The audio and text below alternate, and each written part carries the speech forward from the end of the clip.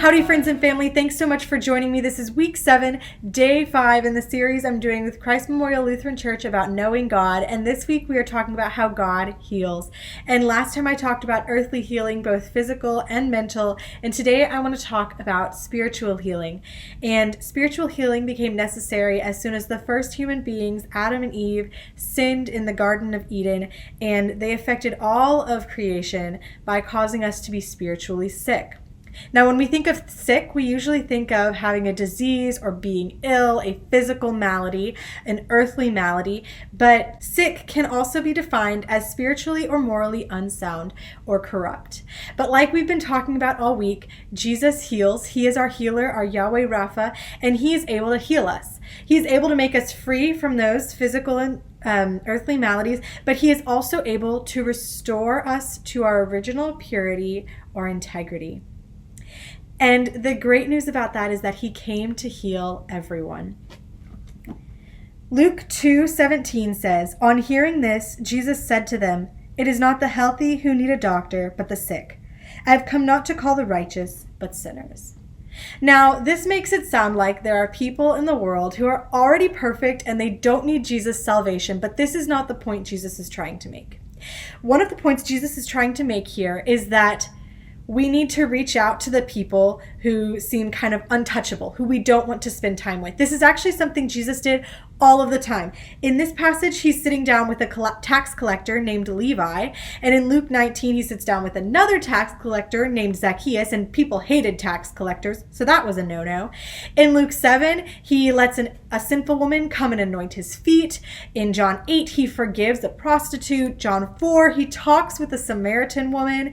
And in Mark 1, just before this passage, he heals a leprous man, which may not sound that bad, but he actually touched him, which at the time, nobody would do.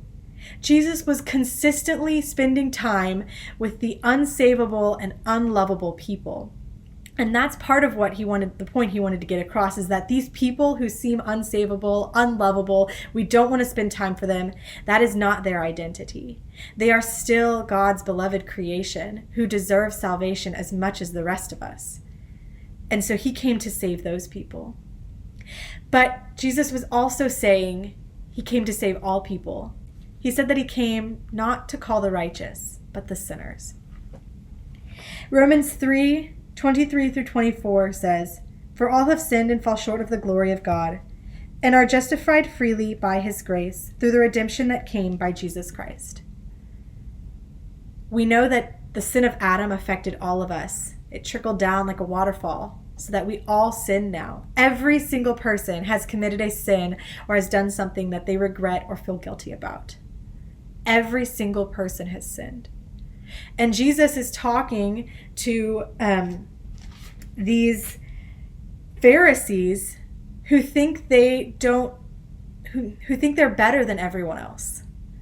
And Jesus' underlying message is that he came to save them too. Jesus tells us that all have sinned, but we also all receive his free grace. Nothing we do, no matter who we are, can make it so that Jesus cannot heal us spiritually. He came to heal every single person who has sinned, every single sinner. And if all have sinned, that means he came to heal all of us. He came to spiritually heal all of us, no matter what we've done. So go this week knowing that no matter what you do, you are never too far to receive the healing that Jesus offers. You have never done something so bad that he cannot spiritually heal you, because he is your Yahweh Rapha. No matter how untouchable or unlovable you feel, he still loves you and he still heals you. Keep on memorizing Revelation 21, 3 through 4 if you're working on that. Thank you so much for joining me, and I'll see you guys next time.